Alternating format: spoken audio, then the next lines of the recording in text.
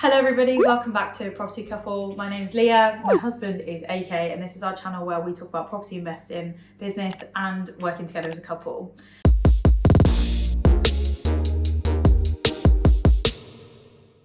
Now, a couple of weeks ago, AK and I walked you around a property which is going to be handed over to Serco, a housing association which look after asylum seekers here in the UK. And since that video has been posted, I have received so many emails from you guys asking about if I can source you properties like this, if I can help hold your hand, do deals like this, where I can find deals like this. Like, I've had so many questions and it's been amazing. Also, there's just been quite a lot of noise about it. So I wanted to come back here and do an update video because we've now actually changed the property from a 3-bed to a 4-bed.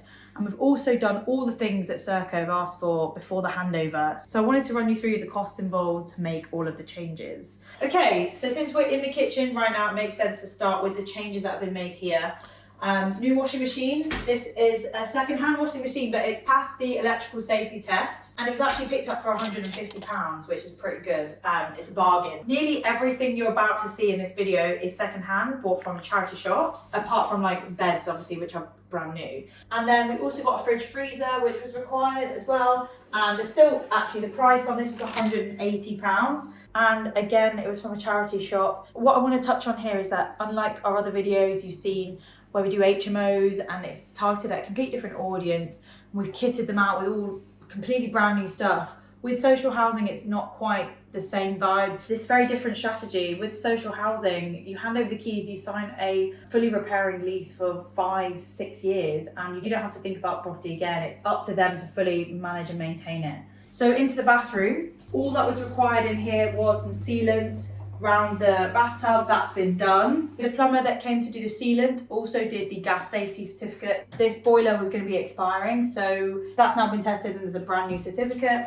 He also connected up the washing machine. So for the gas safety certificate, the washing machine, the sealant, his total cost came to £100, which is really very reasonable. I do think that was mates rates between the investor and the plumber who he uses for all his properties. But it doesn't mean it's impossible. Also, we are in the Midlands and a lot of people ask me like, what would that cost in London? And the truth is you just need to find people and ask them how much it would cost you in that area of where you're investing. But we're in the West Midlands and this is the price that we paid.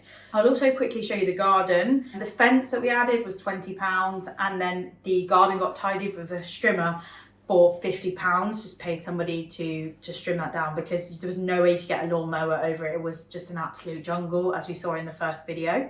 Also, the guttering needed cleaning as well. That was actually our friend Paddy the painter who did painting, decorating and guttering cleaning, and his total fee for the day was £150 for a half-day rate and £30 on extra materials. So £180 in total for Paddy. Also, you'll notice the thumb turn locks now on the front door and also on this door. That's because tenants need to be able to exit if there's a fire without needing a key. These two locks cost £25 and the investor fitted them himself, so no labour costs there. So now let's go through to the 4th bedroom. You will remember that there was 2 reception rooms to this property. The first reception room has been turned into a small bedroom. So we've added a stud wall. Let's go show you. Into this small bedroom here. So this is a stud wall, and the total cost of putting up this stud wall here was £700, of which £350 of that was materials and the rest was labour. The electrician came obviously because we needed to have a hallway light put in, and also you'll see in here there's an electric heater because we haven't got a gas radiator in here. So come and have a look in here. Instead of the hanging pendant, we've got a LED light here. Obviously, the electricians also fitted these because this wall didn't used to exist. So the electrician came to £500. That's the LED lights, the hallway, 1 new radiator, which has obviously been fitted in here. He also tested all of the appliances around the house and issued an EICR certificate. So £500 on the electrician. Beds, waterproof mattress, which is a requirement of Serco. Like, they have to be this sort of like wipeable fabric. The tenants themselves can put obviously their own mattress toppers over it, but this is just a requirement of the housing association. So beds and mattresses were all from Amazon, and then chests of drawers and bedside tables were all from Facebook Marketplace or the charity shop. So I'll just quickly run you through like the charity shop furniture that has been picked up whilst we walk into the living room.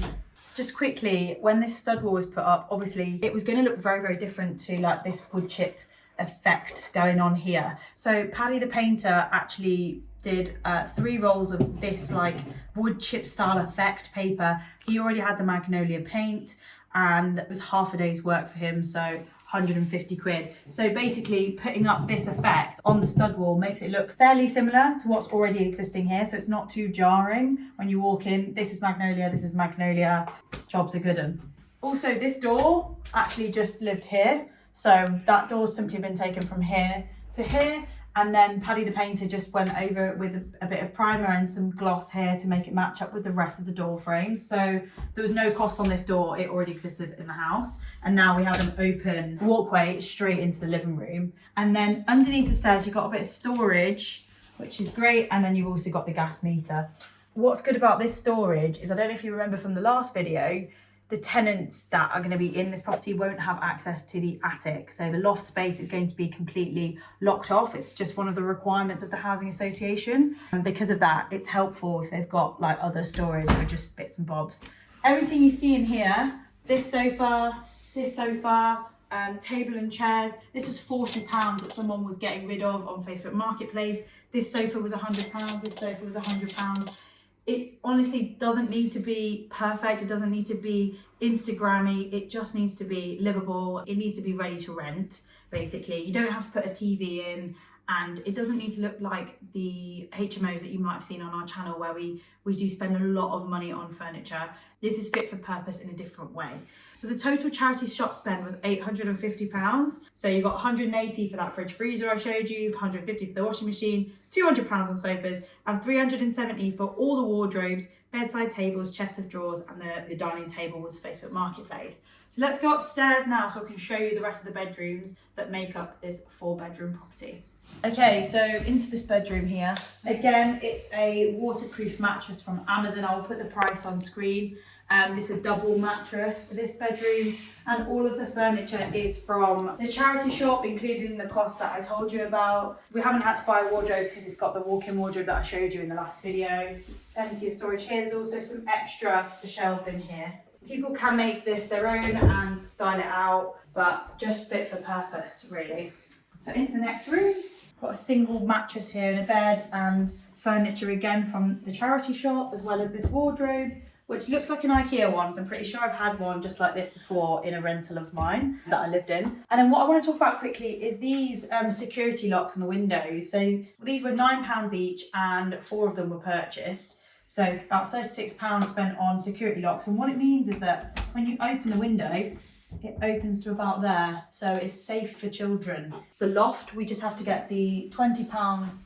Oh, so can you see the lock there? That's the attic lock. Because there's 2 ways that you can access the loft, I've had to buy 2 of those. So it was £20 on locks, and then the investor fitted them himself. So now into the smallest bedroom again, we've just got a single mattress, some furniture from the charity shop, wardrobe here. There was very little work required upstairs apart from all of the security locks on windows, and not just on the children's rooms, also on the double bedroom there is also a security lock, and then obviously the attic locks as well. No locks on bedrooms, obviously, unlike the HMOs that you've seen on our channel. We've got like digital locks and everyone locks their own room. This is a family let, so none of that required. Also, no fire doors required in this one for compliance either. These are just normal doors. Okay, so the total cost of everything I've just said: stud wall, materials, charity shop furniture, Facebook Marketplace, painter, decorator, plumber, gas certificates, electricity certificates, garden getting tidied, security locks on windows, all of that, beds, mattresses, it all came to £3,000 in total. So the total cost of handing over this property to Serco is plus 3,000. Obviously, you saw in the last video that I ran you through the numbers: 40k deposit, a few thousand on legals and broker. Mortgage comes to about £425 a month. And now this property is renting for £1,150 per month on a 6-year long lease, fully repairing lease with a housing association, Serco, and they're going to be doing rent reviews every 3 years on it. So in terms of like strategy, I get a lot of people say like, I want you, please teach me HMO, please. Like, I just think the social housing strategy is so untapped and there's so much potential in it. When you think about it, you don't have to pay bills, you don't have to pay council tax, you don't have to be paying for management, you don't have to pay maintenance. When something breaks, it's on the social housing association to fix it. You know, if your boiler breaks, it's on them, as long as it's not more than twice within 6 months. There's a few little like terms, you've got to read your contracts.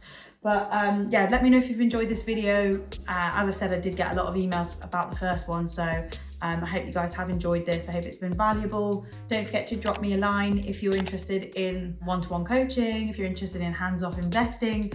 Our details are in the description, and look forward to hopefully speaking to some of you soon. Take care, bye.